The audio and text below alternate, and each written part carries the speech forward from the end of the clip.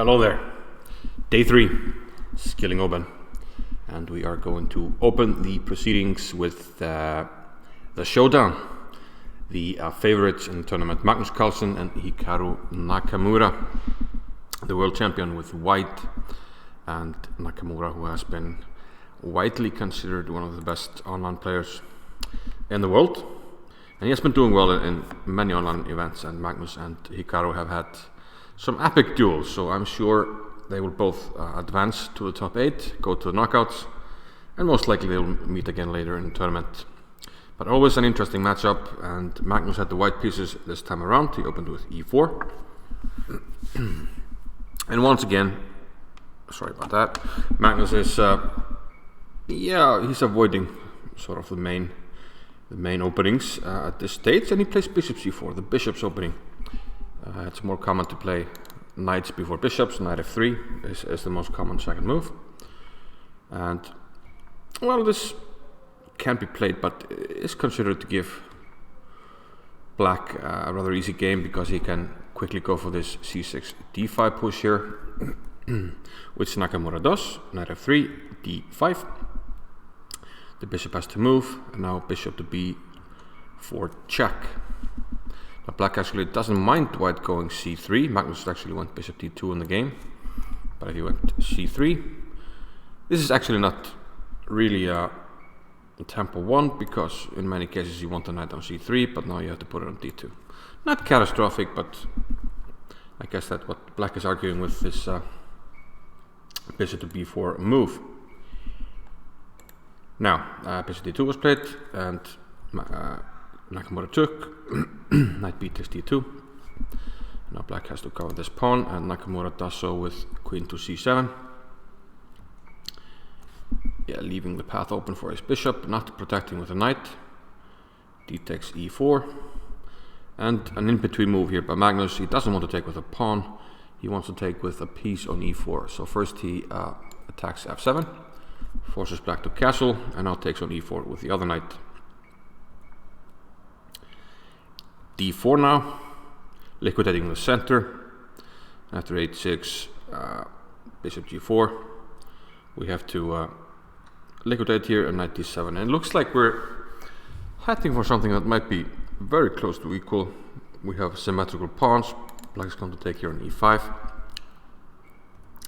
and after h3, captures, and knight takes, queen takes e5.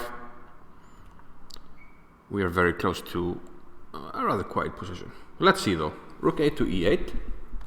I could potentially have taken this pawn. I don't see anything in particular wrong with it, but I think white will rather easy win the pawn back. Play rook b1, and he has a choice here. We could take on d5, and this hangs. If you take with the queen, I immediately take the pawn. If you take with a pawn, then maybe just knight c3, attack here, attack here. In either case, Nakamura did not fancy it and played rook a to e8, but now Magnus thought, okay, I'll defend the pawn, play c3, so there's no more queen takes b2. Nakamura offered a trade here, but now rook a d1, perhaps a little mistake by Magnus. Let's see. Probably he foresaw that Nakamura could take here, and he would take on d7, which is what he did. And he also saw that Nakamura can play knight g5. The point of this move, of course, is that you take on f3 with check, and you win the exchange. But Carlsen played queen e3, so he had definitely seen this, but judging by his reaction on camera, he definitely missed Nakamura's next shot. So black to move and win the exchange. Very nice move. Can you see it, my friend? Pause the video if you have to. But the move is knight f3 into thin air. Now, if you take with the queen, I'll take your rook. I win the exchange. If you take on f3 like Carlsen did, queen g5, check, opening up an attack on the queen. And to not lose the queen, you have to take on g5. But then an in-between move, Zwischenzug by Nakamura. Yeah, rook takes e1, check. You have to move the king, and now I recapture the queen. So Nakamura has won the exchange. Very luckily for Carlsen, he gets a pawn here.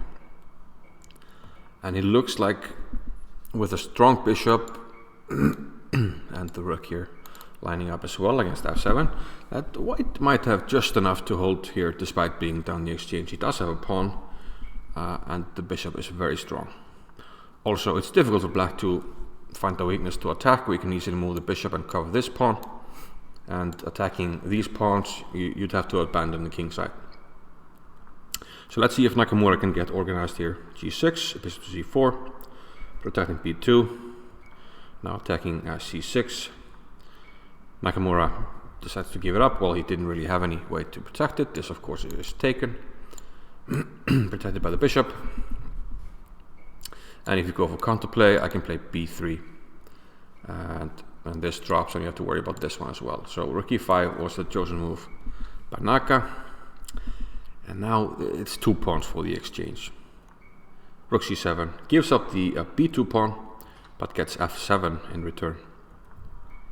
Rook e1 now by Nakamura. He can't go to. You would like to double the rooks, picks on the 7th, but this check would have picked up the rook, so rook e1, bishop check nonetheless. And now Nakamura didn't find a way to play for the win here. If we go to h6, that's very dodgy. We're even threatening mate after bishop g8, then you have to be careful. You'll have to play a pawn move, but then we can play something like f4, and you have to be really careful not to get mated. For instance, here with still threatening mate. And you can't play this, king f3. Could be a huge issue here with rook h7 coming. Also, you can't go to f6 because of rook check. Now you have to go to e5, the only square, and now I pick up the rook. The only way to play for a win is to play king f8, but still difficult to see how black progresses here. So what happened in the game was they actually repeated moves here, and the draw was agreed. So yeah, very nice tactical shot by Nakamura, but unfortunately for him, this time around it simply wasn't enough. The position was simplified and Magnus had enough counterplay. Let's bring up the caps. If I can find it. There you go. Pretty well played game according to the computer. But that tends to happen when you have a simplified position in the end, and you have, like they had these moves that repeated, and they're all the best moves probably according to the computer. So Magnus gets 99.2 there, despite seemingly missing that tactical shot by Nakamura.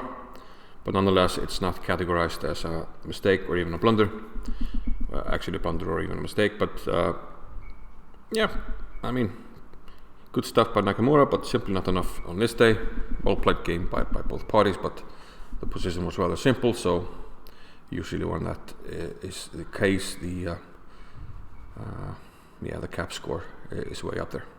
But anyway, this was round 11, and both players doing pretty good, should qualify rather easily,